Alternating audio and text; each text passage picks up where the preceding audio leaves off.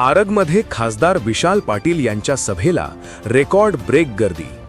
आरग येथील जिल्हा परिषद मतदारसंघात विरोधकांवर केला हल्लाबोल. ब्रिटेन न्यूजमध्ये आपले सहर्ष स्वागत. आरग जिल्हा परिषद मतदारसंघात तसेच आरग पंचायत समिती गण आणि खटाव पंचायत समिती गणातील काँग्रेसच्या उमेदवारांच्या प्रचारार्थ आरग येथे खासदार विशाल पाटील यांची सभा आयोजित करण्यात आली होती. त्यावेळी त्यांनी विरोधकांवर हल्लाबोल केला. ते पोरं दोषी का? त्याला काय करते हो? 15-16 वर्ष चालू केली असेल, मिळते दुकानात नशा म्हणून चालू केली. आई वडील आता काय असते, पूर्वी 10 पोरं निघायची, कोण बघत नव्हतं, ते एकूण तर एक आलाय, लय कौतुक. त्याला दिलेत गोळ्या बिस्किट खायला पैसे, तो तिथं जाऊन वेगळंच गोळ्या बिस्किट घ्यायला लागला. हे मिळते कसं काय? हे काय मिळते? ही नशा एवढी सहज का व्हायला लागली? आणि ते आता ह्या विषयात बोलायचं कारण काय? इलेक्शन चाललंय. कारण इलेक्शनला आता तुम्हाला सगळ्यांना भरपूर दारू, मटण, पैसे आता ते बोलले सगळं मिळणार आहे. भले द्यायला भाजप पैसे कुठून आणते? आता हे आणते म्हणजे बदल्या करायच्या, अधिकारी लोकांच्या बदल्या करायच्या, पोलिसाच्या बदल्या करायच्या, पैसे घ्यायचे. आता पोलीस बदली व्हायला पैसे देतो म्हणलं तर कुठेतरी वसूल केला पाहिजे. आता तुमच्या आमच्या सारख्याकडनं काय वसूल करणार आहे? आपण सकाळी जातो शेतात, संध्याकाळी येतो, दुपारचं झोपतोय, संध्याकाळी घरी येतो, काय पारावर बसतोय, पण आपण काय करणार? आपण पैसे कोण देणार? मग पैसे कोण देणार? तर गुन्हेगारी करणार, मटक्याचे धंदे, आकड्याचे धंदे, अशा लोकांकडनं, नशेच्या गोळ्या बनवणारा, विकणारा, अशा लोकांकडनंच पैसे मिळणार. आता पोलीस स्टेशनला असं झाले, कुणी उठायचं, कुणाचा खून करायचा, कुठल्या वेळ नसेल. तक्रार झाल्यावर पोलीस म्हणतात ह्यांनी केलंच नाही, तो दुसरा कबूल झाला. तो कबूल झाला पोरगा असतो 14 वर्षाचा, आणि तिथं नाव बदलतात, मारला ह्याने हा सुटला. जिने मारला नाही 14 वर्षा पोरगा म्हणून मीच मारला, तो वाईट करतो मीच मारला, ते मिटवायला 2-4 लाख रुपये हाच घेतोय. मग तो 14 वर्षा पोरगा नेला, ते म्हणतात सुधार घरात टाका. 3 महिना गेला सुधार घरात, तिथं आणि सुधारायला सोडून तिथं आणि बिघडतो, पण त्या सोबतची सगळी तशीच असतात. आपण मतासाठी मटण खातोय, त्याचे दुष्परिणाम आपल्या संसारावर, आपल्या जीवनावर किती होतात? हे भाजप मतासाठी ह्या भारताला कुठल्याही थरावर खाली न्यायला तयार आहे. पंतप्रधान त्यांचे आहेत, मुख्यमंत्री त्यांचे आहेत, आमदार त्यांचे आहेत. आमदार श्रीमंत आहेत, चांगली परिस्थिती आहे, माझी आहे का वाईट सांगत नाही, माझी. आमदार पण 2-4 कोटीच्या गाडीत फिरतात, मी पण कोटभर रुपयाच्या गाडीत फिरतो. आता हे बघा, आता मग उमेदवार देताना एवढं सगळं चांगलं आहे, सत्ता दिल्लीपासून गल्ली बोळात मी कामं केली म्हणून आमदार ओळखतात. मग आमदार कसं काय उमेदवार देत असताना त्यांना कॉन्ट्रॅक्टर का हुडका लागतो? कामं केलाय ना, कामं केलाय, दिल्लीपासून मोदी सगळे तुमचे आहेत ना. मग द्या की एखादा सामान्य माणसाला तिकीट. का शेतकऱ्याचं चालत नाही पोरग? शेतकऱ्याचा उमेदवार चालत नाही का? देवस्थानातल्या सामान्य पोरांना शिकवून त्यांना कलेक्टर, IAS ऑफिसर करणारा, क्लासेस चालणारा पोरग तुम्हाला चालत नाही का? लोकांना मदतीला धावून जाणारा पोरग तुम्हाला चालत नाही का? तो आधीच कोट्याधीश त्याला आणि म्हणतो ये जिल्हा परिषद काय लुटायचं राहिलं.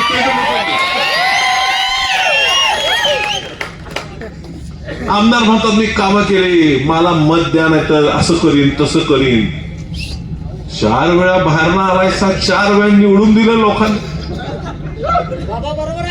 आता आम्हाला बी लोकांनी सांगतो, वसंतदादांनी इंदिरा गांधी मेल्यावर पंतप्रधान देशाचा कोण व्हायचा ते वसंतदादांनी ठरवलं. प्रणब मुखर्जी का राजीव गांधी, वसंतदादांनी राजीव गांधी नाव दिलं, राजीव गांधी पंतप्रधान.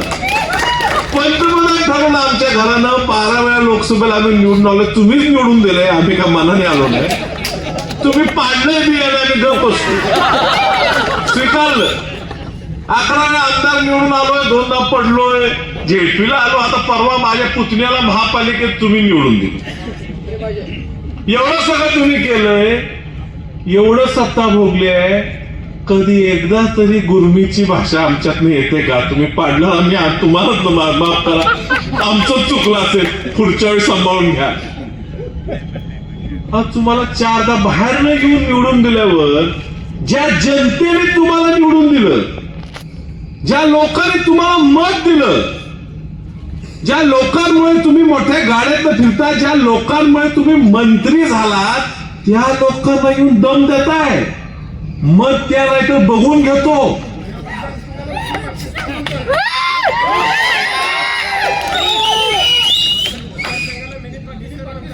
धर्माची आणि जातीची भाषा. अहो एवढं गुन्हा गोविंदानं प्रेमानं आपण लाख तालुका राहावं. मोठे मोठे लोक ह्या तालुक्यात जन्मले, तुम्हाला बाहेरनं आम्ही आणलं, इथून निवडून दिलं. लॉटऱ्या लागल्या 2दा, एकदा दंगल झाली, एकदा मोदी लाट लागल्या लॉटऱ्या लागत गेल्या. एवढं तुम्हाला करून तुम्ही ह्या आपल्याच मतदारसंघात जात, कुणाचा धर्म काढायचा. का काढा लागतो धर्म कुणाचा? का जात काढा लागते? का या मतदारसंघात म्हणावं लागतं हा तो जातीचा आणि तो जातीचा? तुम्हाला आमदार निवडून करताना तुम्हाला कोण तुमची जात विचारलेली का?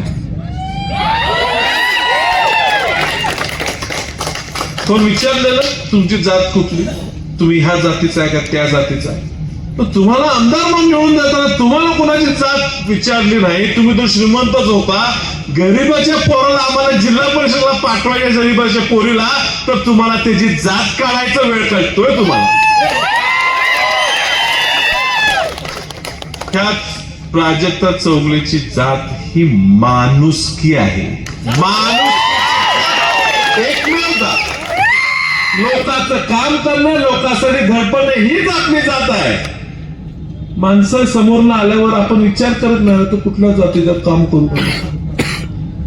त्या नशेड्या पोऱ्यांना नशेच्या गोळ्या विकताना त्या दुकानदाराला विचारलं होतं का तू कुठल्या जातीचा आहेस? मुसलमानाचा आहेस? हा घे गोळ्या. हो नशे खाजा. मराठाचं नवे देणार नाही म्हणत होता. म्हटलं पण महापालिकेत ढीलभर कुत्र ह्याला पैसे खायचे.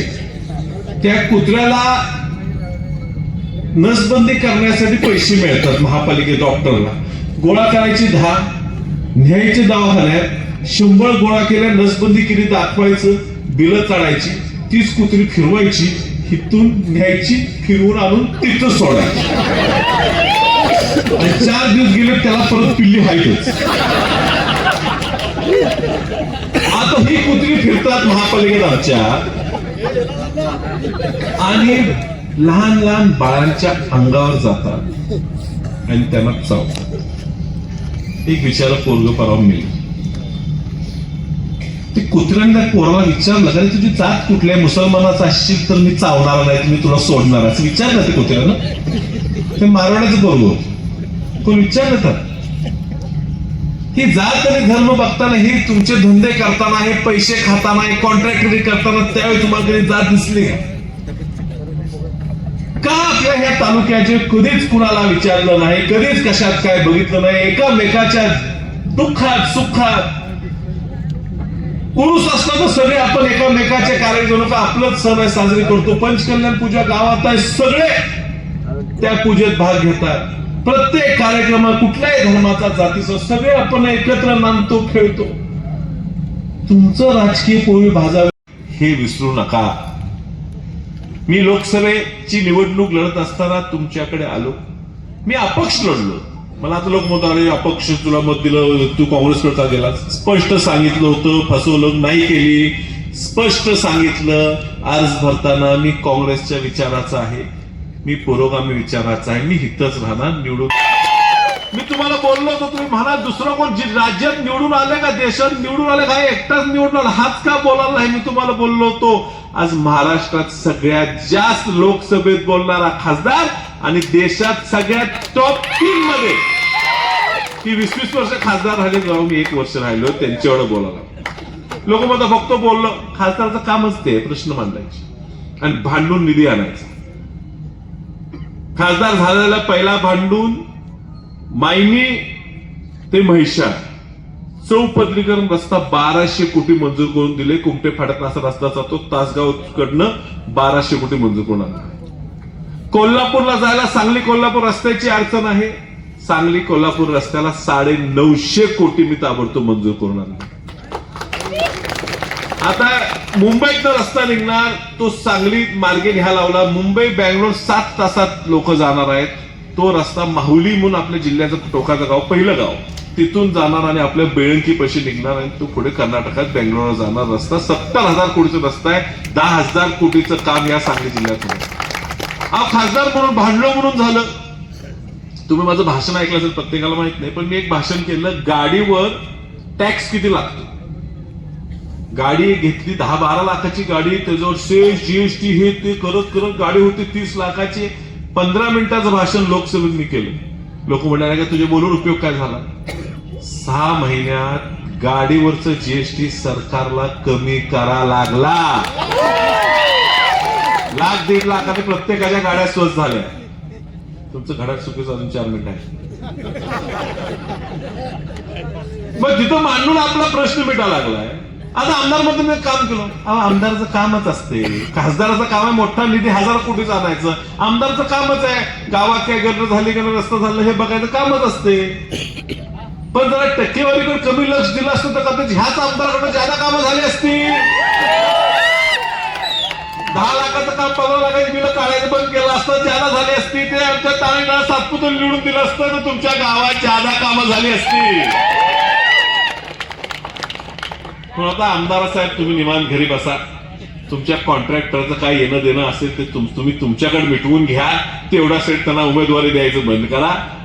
ह्या ठिकाणी कष्टाने काम करणारे 3 उमेदवार या मतदारसंघात आपण दिलेले आहेत. प्राजक्ता प्रशांत चौगले या जिल्हा परिषदेला ह्या ठिकाणी उभे आहेत. शेजारच्या मतदारसंघात विनाताई रावसाहेब पाटील, काँग्रेस पक्षाचा आमचा सच्चा कार्यकर्ता आर पाटील त्यांच्या ह्या पत्नी आहेत. आणि त्याचबरोबर आपल्या गावचे अप्पासाहेब उर्फ दीपक दादासाहेब कवाळे हे या ठिकाणी पंचायत समितीला हे 3 तुम्हाला चांगले उमेदवार या ठिकाणी निवडून दिलेले आहेत. आबा पाटील यांनी आपल्या सर्व कार्यकर्त्यांसह, आबासाहेब तुमच्यावर थोडा अन्याय झाला आहे मला मान्य आहे. जिल्हा परिषद तिकीट त्या ठिकाणी तुम्ही मागणी केली होती आणि निश्चित तुमच्यावर आहेत व्यासपीठावरच आहे, त्यांच्यावर निश्चित झालेला अन्याय हा दूर करून त्यांना पुढच्या काळात आपल्या सगळ्यांच्या आशीर्वादानं आपण पुढे संधी नक्की द्यायची आहे. आणि मी दिलेला शब्द उगीच देत नसतो, मी खूप विचार करून देतो. मी आणि सरकारने ती जबाबदारी घेतलेली आहे. निश्चित त्या ठिकाणी आबासाहेबांना आपण चांगलं पुढे संधी देणार आहे. त्यांनी पाठिंबा दिलेला आहे, तुम्ही सगळ्यांनी पाठिंबा दिलेला आहे. हा विजय आपण मोठ्या फरकानं गाठायचा. पुन्हा कुणी आपल्याला येऊन आपल्या जीवावर मोठं झाल्याने आपल्याला येऊन दम देता कामा नये. ही मिरजेच्या मातीत जन्मलेली आपण स्वाभिमानी आहे. पैशासाठी स्वाभिमान विकणार नाही. या ठिकाणी काँग्रेस पक्षात सत्ता जिल्हा परिषद येणार आहे. तुमच्या मतदारसंघात सुद्धा जिल्हा परिषदेला आणि पंचायत समितीला काँग्रेसचाच उमेदवार निवडून द्या ही तुम्हाला कळची विनंती करतो आणि तुमची रजा घेतो. नमस्कार. धन्यवाद.